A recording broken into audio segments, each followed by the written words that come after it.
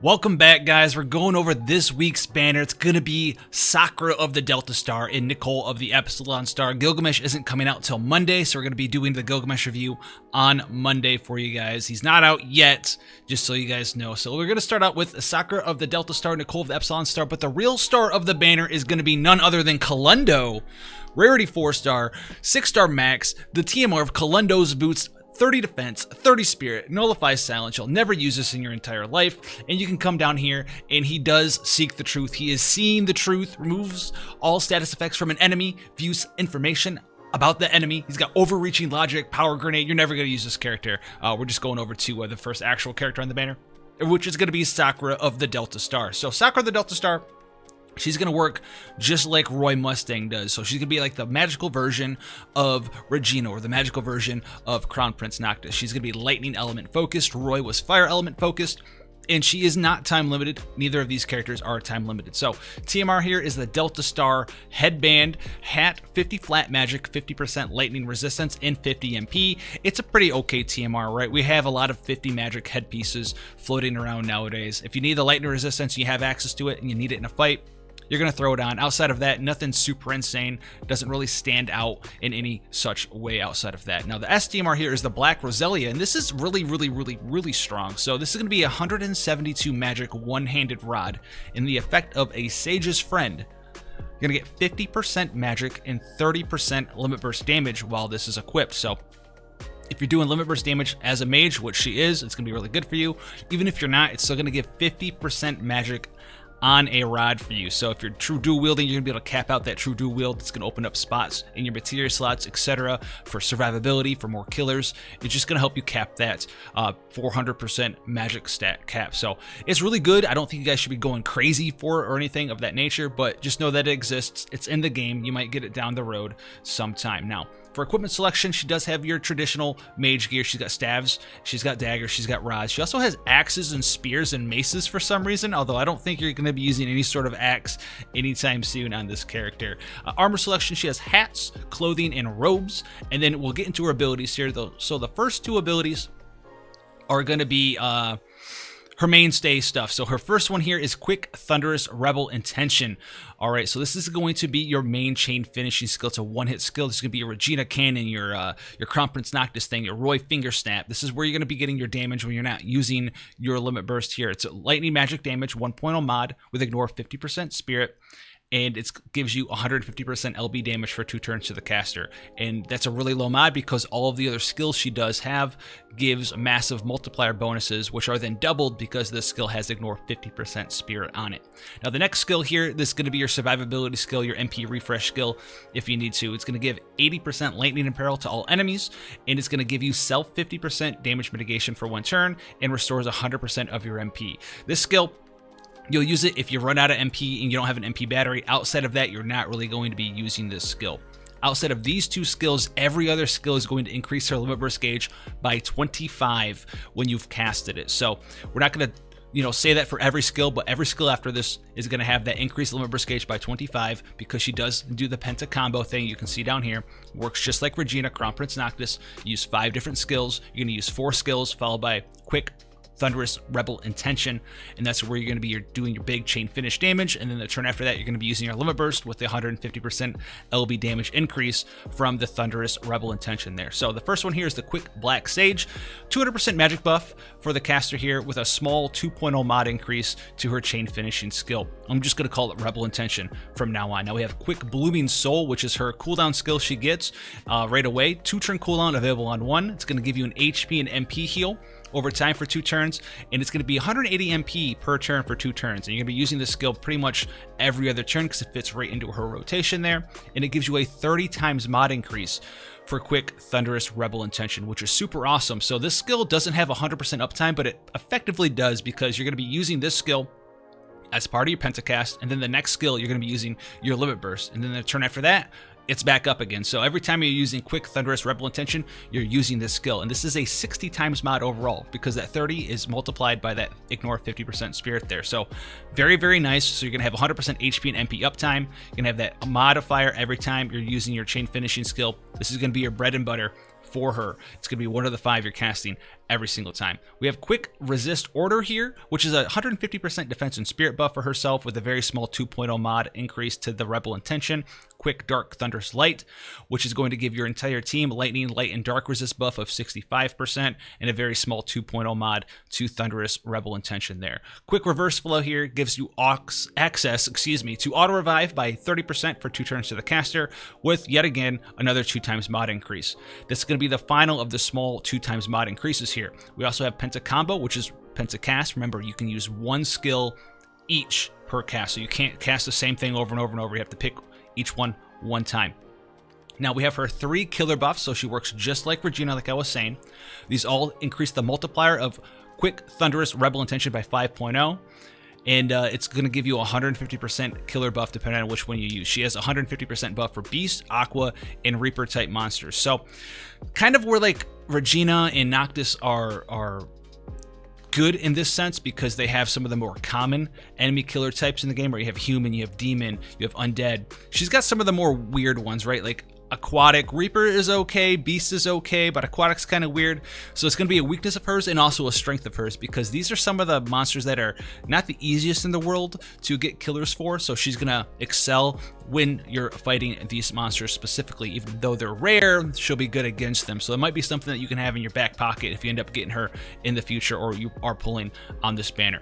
Now we have Quick Purging Cloud here, which cures her attack, defense, magic, and spirit breaks, and gives an 8.0 multiplier increase. We have her final 2 cooldown skills: Quick God's Roar, 4-turn cooldown, available on 1, 120% imperil for 2 turns to all enemies, 250% magic buff for 2 turns to the caster, and then a 10x mod increase for Rebel Intention. The final skill here is Quick Blossoming Thunder's Protection, 4-turn cooldown, available on 1, 75% general damage mitigation for 2 turns to yourself, and a 10x mod increase for Thunderous Rebel Intention. So in general, when you're hitting really hard, you'll be able to use all 3 of her cooldown skills, followed by 1 of her killer buffs here. So you'll have Quick God's Roar plus Blossoming Thunder's Protection plus Quick Blooming Soul, and then you'll pick 1 of your 3 killers here for a total of 10, 20, 25, 55 times 2, 110 times mod increase to Quick Thunder Rebel Intention. So you'll be ended up hitting, I think that's 127 times mod, if I didn't mess any of that up in my head, which is pretty decent. It's nothing super insane. Remember, just like Roy, she's doing magic damage and she's thunder element locked. Before we go over her passives, we'll go look down at her limit burst, since it's so prevalent to her entire kit here. And it costs 100 crystals, expected. Remember, she's getting 100 crystals per turn because you're pentacasting. And it's going to be a 49 times multiplier to all enemies there. 24.5, ignore 50% spirit, so 49 times multiplier with a self attack, defense, magic, and spirit break of 50% for 5 turns to the caster. It's a little bit of a downside. Most people, you guys are going to have a stat immunity break on your party anyway. She can also take them off herself if you really need to the following turn with one of her non-cooldown skills we went over. So not that big of a deal. The multiplier isn't that huge. It's up there for sure though. You know, 49 times mod is pretty massive up there, but it's nothing super crazy. Where we just went over Vivi, where if you're looking for a burst damage mage, Black Mage Vivi is able to, you know, stock up that big damage and just not pentacast, but quadricast his Doomsday, which is really huge there. She does get LB damage multiplier increases though, remember, from her cooldown skill, not her cooldown skill, but her chain finishing skill, the Quick Rebel Intention, which is a mouthful to say, and I've kind of gotten sick of saying it at this point, but we'll go over passives really quick. A lot of magic passives: 60, 90, 120, 150, 160, 170, 170% magic, and then another 30 if you have a rod equipped, so 200% magic there, 200% true double hand magic. She has a 100% chance to ignore fatal damage when her HP is dropped below 1%. This is 1 time. She's going to be 100% resistant to lightning, and then 50% resistant to light and dark, so that could help you out there. She's also immune to stop, paralysis, confusion, and petrify. Outside of that, she doesn't have any passive limit burst damage, which kind of sucks for her as a limit burst damage character, and that's one of her major drawbacks. She does have a nice buff, but she doesn't have any passive, so you're going to have to cap out your true double hand magic, your true dual magic if you have the gear for it, cap out your magic percent, get in your killers, and then try to put in sim-limit burst damage via materia and gear as well. So that's Sakura of the Delta Star. I don't think she's like a standout, crazy, amazing character. I think if you want a burst and damage dealing character, you want to go with a VV instead. And her limit burst hits 20 times just like before, so you should be able to weave that into some crazy stuff if you already are using, you know, someone like King Rain or something of that nature. I think that'll weave in there. I'm not sure. They don't have the frame data right here for me to check with you. So pretty cool character, nothing worth pulling for. There's a lot of cool stuff coming out. You know, Gilgamesh, we just had FMA, so it might be a time for you to reserve. If you're a Sakura fan and you're going to be happy with her, go for it. You know, she'll be doing work for you. Now we have Cool Glasses Nichol, as I like to call him, Nichol of the Epsilon Star here. He's going to be a very, very strong support for you guys as we go in here. His TMR is the Epsilon Star's mask. I think those are goggles, man. I think you look like a little bit of a, who's that dude from Sailor Moon? Tuxedo Mask Nichol here. The Star's Mask here gives you 47 Spirit, 30 Defense, 40% Ice and Water Resistance. So pretty neat. Nothing super crazy. It's good. But you know, no need to, you know, do anything crazy to obtain it. If you have it, you'll probably use it every once in a while. If you don't have it, you probably won't miss it. So that's the TMR review. Super TMR here is Exceptional Ingenuity, 30% MP, 100% resistant to paralysis and confusion, 3 LB gauge crystals per turn, and then 30% all element resistance. So this one is pretty cool. It is really strong. It does give you that 3 LB gauge per turn. It does give you the element resistance to everything in the game by 30% on top of the confusion and the MP of 30% there in the paralysis immunity. So it's pretty cool. I still wouldn't be like, oh, you guys need to go and get this right now. Your life will never be the same. It's going to change the gaming forever. It's not going to do that. So it's cool if you get your hands on it. Like I said, it's going to be nice. Outside of that, not that big of a deal. His equipment selection, he can wear daggers, staves, rods, as well as harps there. His armor selection is hats, clothing, light armor, and robes. So that's something to look into there. He does have some supportive chaining aspects here with flooding and icefall. These are a royal ray. So if you're looking to fit a chain finisher into your team later on or increase your hit count, something like that for dark visions, he can do that. And these also are magic damage. They're non-elemental, which is cool, and they also have their respective imperils. There's an 80% water imperil and an 80% ice imperil in their single target. So pretty neat thing there. He does have magic restorative stance plus 65 flat MP to all allies. Then he's got frozen shield in shield stance, or frozen sword, excuse me, in shield stance. 4-turn cooldown, available on turn 1. It's an AoE ice imbue for 3 turns to your entire party, and 100% ice resistant buff for 3 turns to all allies as well. So an AoE Ice Imbue, you guys can use that, and it lasts a couple of turns there as well. Pretty neat to have on a character every once in a while. If you're looking for some ice damage on some true double hand, non-elemental weapon characters, this is going to be your guy. He also has anti-magic and physical stance. This is going to give you 30% magic mitigation or 30% physical mitigation, and then the magic one has light and dark resist of 80%. The ice and water one has 80%. The ice and water one. The physical one has ice and water 80%. Excuse me. All right. Soulful Stance here. 150% all stat buff, attack, defense, magic, and spirit. 150% high tide on the same skill. Sharp Kick Plus, this is Dispel, and it's back with a very garbage 50% attack and magic break. So if you need to dispel a boss, it's here. You also can dual cast it this time. Old Maritime Strategist Nichol could not dual cast his Sharp Kick Plus. This guy can though. Impregnable Stance mitigates damage 30% for 5 turns to all allies with a 9,000 HP with a 5x healing mod split over 5 turns. So a so-so heal over time. Not really that big of a deal. It's his fallback general mitigation. He does have better ones to keep up. You probably won't be casting the skill all that much. He does have Link Stance, which is allowing him to dual cast pretty much all of his skills here for the most part. I think it's nearly all of them. He's got one skill that he can't dual cast. He does have Water Infusion Plus, which is a 5-turn single target water imbue. So he's got both ice and water imbue, and both ice and water imperil for you there as well. His Barrier Stance Plus is back, 50% mitigation for general mitigation for 3 turns to all allies, as well as ice, water, light, and dark resist of 100% for 3 turns to your party too. Heroic Stance Plus is here, 6-turn cooldown as well, available on turn 1. 70% attack and magic break for 3 turns to all enemies, and a 200% attack, defense, magic, and spirit buff for 3 turns to all allies there. It also increases your evo gauge by 4 to 6. It enables Heroic Stance 2 and Heroic Stance 3 for 4 turns. So he's going to have multiple heroic stances. The 2 and 3 are the unlocked ones, and we'll go over them in a hot minute. Now, Enhancing Stance is here as well. 4-turn cooldown on 1.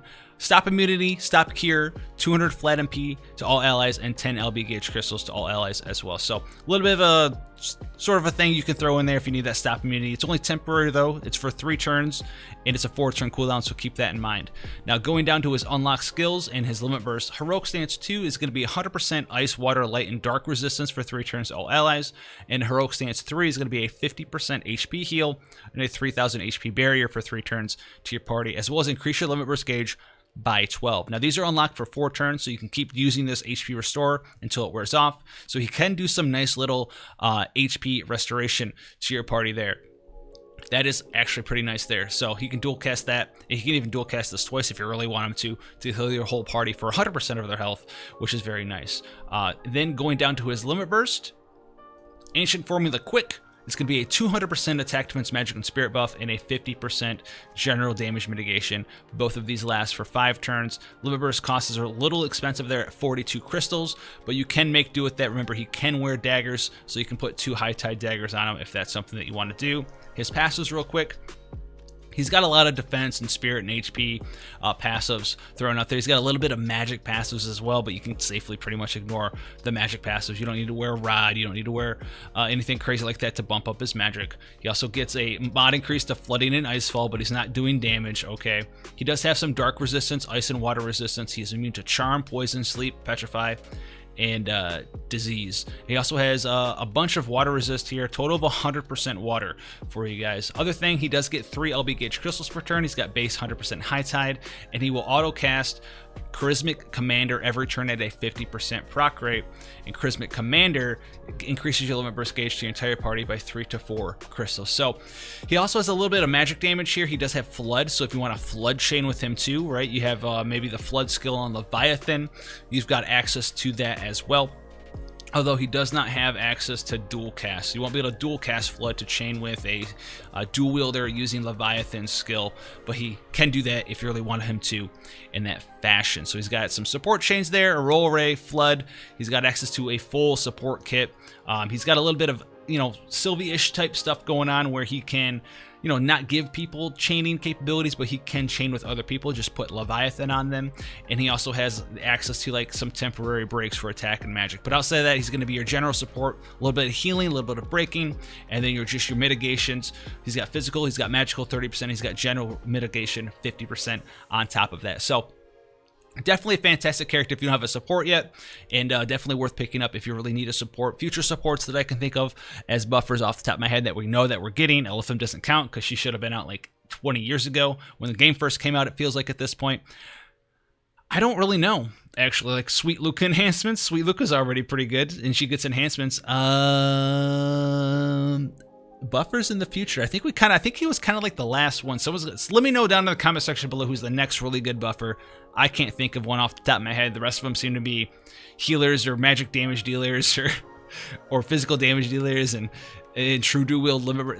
I don't think there's another buffer coming out anytime soon, so this might be your last opportunity for a buffer. But we have global exclusive stuff coming out all the time. We don't know what's happening for Easter. As far as this banner goes, guys, I would tell you guys to skip this banner, honestly, unless you're a huge Sakura or Nichol fan. I would skip this. The TMRs aren't insane. The super TMRs are pretty cool, but you don't need them. And the characters, all in all, you can do without them. There's a lot of other people who can do damage, who can do magic damage, like Sakura. There's a million other support characters out there. We have like King Regis and just a bunch of other buffers out in the game as well. So if you have your general damage mitigation, your mitigations down, don't worry about it. If you don't have it and you don't need them, still don't worry about it. I'd totally pass on this banner unless you want to pop out a few 4-star tickets for the one true character, Kalendo. You know who I'm talking about, Kalendo. He's back in town. So thank you guys once again for the support. If you want to see more stuff like this, go ahead, hit the subscribe button, turn the notification bell on so you get notified when the content is released. Come and check out the stream. We're going to be doing stuff tonight. We're probably doing some FFBE stuff, and we'll see how long we can last against the Venomous Vine return of the Marlboro. I wanted to use Beatrix against it, but I guess we're not doing that. RIP. But come check out the stream. Links down in there as well in the description of the video. Discord's awesome place to be. FF7 Remake's coming out this weekend. We'll be playing that on top of that. So if you don't have a PS4, you want to experience that with the community, come and hang out for that too. Thank you guys so much for the support, especially the Patreon Patreon, as well as our YouTube channel members. Until then, guys, I'll see you in the next one. Take care, guys.